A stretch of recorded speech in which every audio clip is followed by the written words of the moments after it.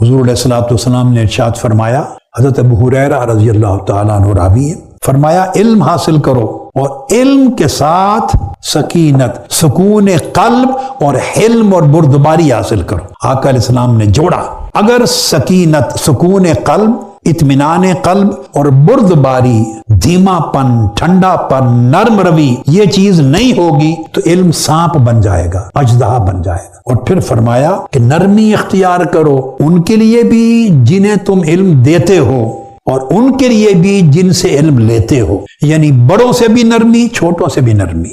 اس نرمی کے ذریعے ادب آتا ہے۔ اس لیے سلف صالحین ہمیشہ بیان کرتے کہ ہم علم سے پہلے ادب کو سیکھتے تھے، اور مدتیں ادب سیکھنے پر، سیرت صالحہ سیکھنے پر، حلم، بردباری، نرمی اور اچھا ادب سیکھنے پر، حسن سمت سیکھنے پر ہم زمانہ لگاتے تھے۔